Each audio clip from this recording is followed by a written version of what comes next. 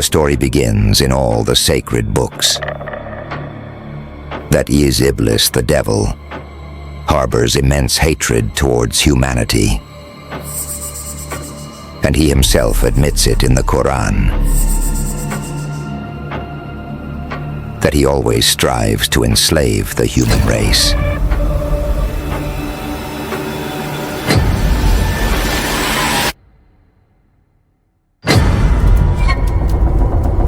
And he said in the Holy Quran,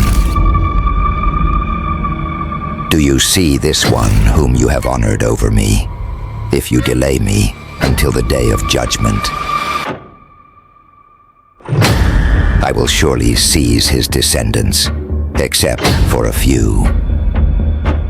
Seizing in language means taking full control, meaning that Iblis, the devil, is saying to God, that Adam, whom you have honored over me, I will seize the majority of his descendants and make them worship me instead of you.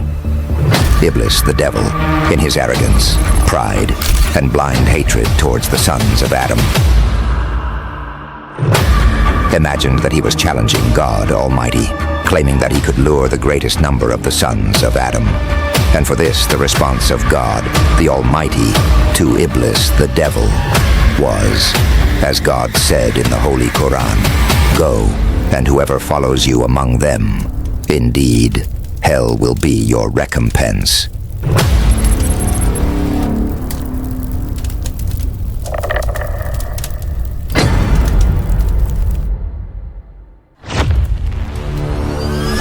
Iblis, the devil, assumed that he could mislead a large number of humans.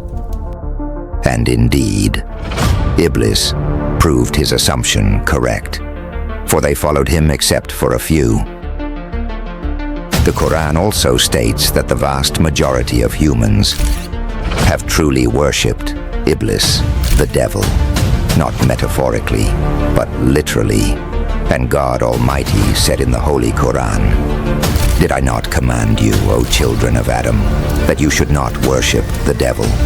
For he is to you a clear enemy, and that you should worship me." This is the straight path, and indeed, he has led astray a great multitude of you. Did you not then understand?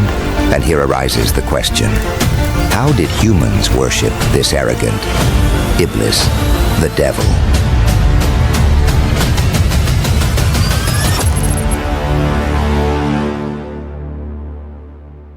In a hadith of the Prophet Muhammad, he says, "Do not time your prayers with the rising or setting of the sun, for it rises between the horns of Satan and sets between the horns of Satan." This hadith is found in many authentic books, and you can verify it yourselves.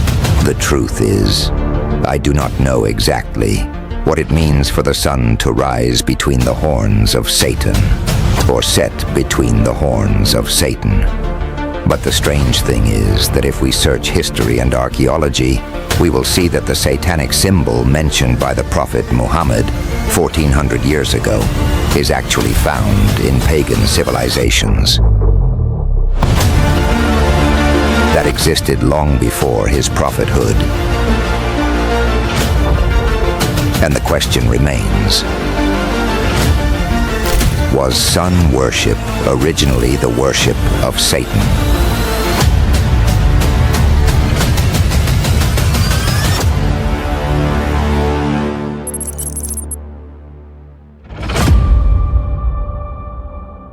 If we look, for example, at ancient Egyptian civilization,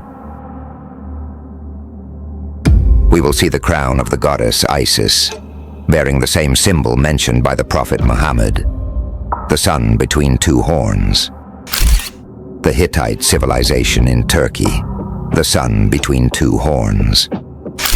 The Babylonian civilization in Washa, Iraq, the same symbol. The civilizations of ancient Yemen, the sun between two horns. And this is a stone carving from Shandong province, Eastern/China, dating back more than 4,500 years before Christ.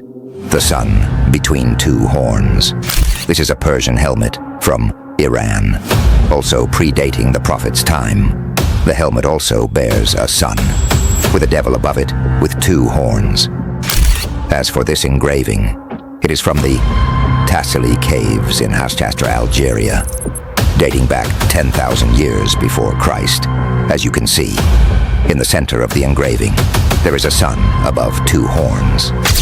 This is a mural from southern Salas, Mexico, currently housed in the Berlin Museum.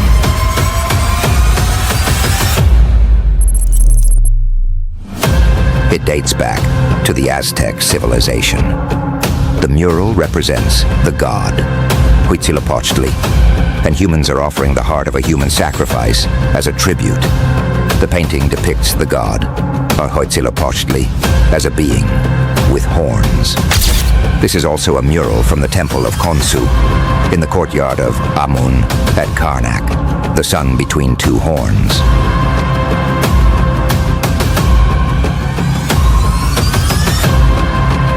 And the truth is that this symbol was not limited to ancient religions alone. We also see it in Christianity, as you can see here. This statue is from Stanislaus Church in Chicago. A painting from St. Martin's Church in Italy, the same symbol, the sun between two horns. And the question is, how did this ancient symbol infiltrate Christianity? What is its meaning and origin? If the hypothesis is correct, so that sun worship is originally the worship of Lucifer, or Satan, then it could explain why sun worship spread across the ancient world.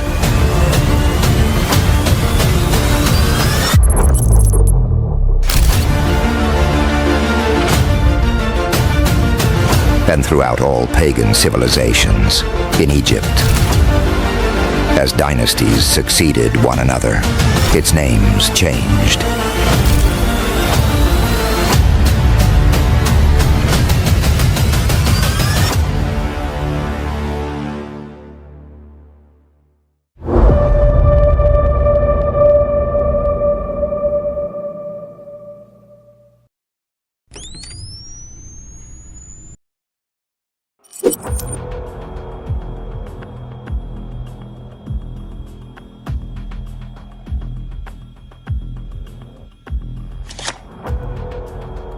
Helios among the Romans, Ahura Mazda among the Persians, Udaiber among the Hindus, Huitzilopochtli among the Mexicans.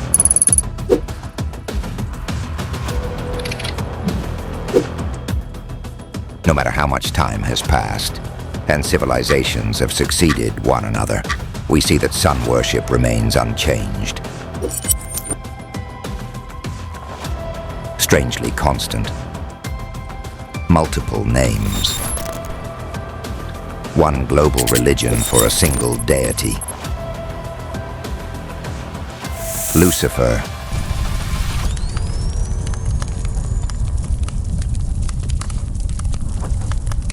The Lord of the Sun.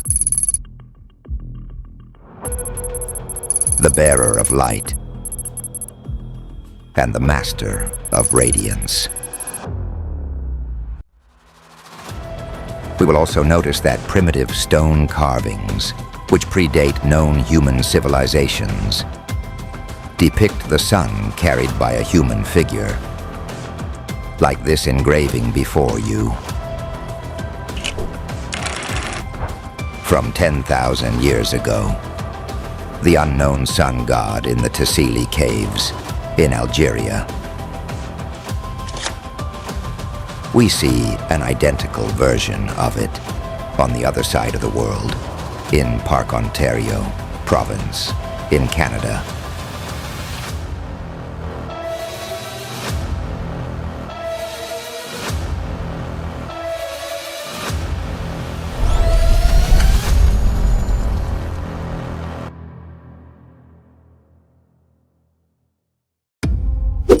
Early Greek myths also speak of a mysterious god named Phanes.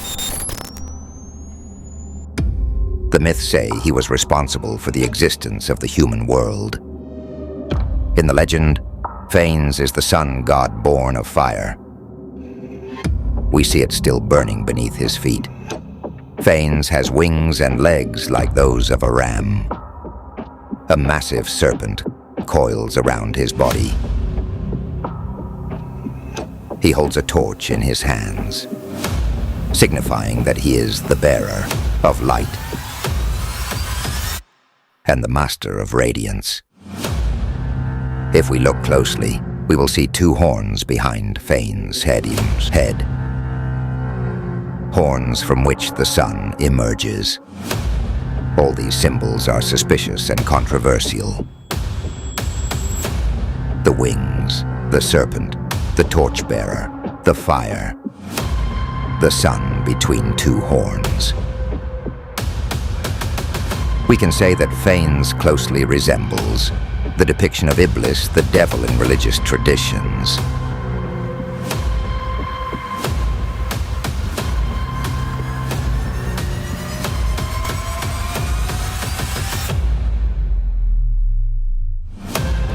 If sun worship is truly the worship of Lucifer or Satan, who was the one who carried this worship across all the ancient civilizations of the world?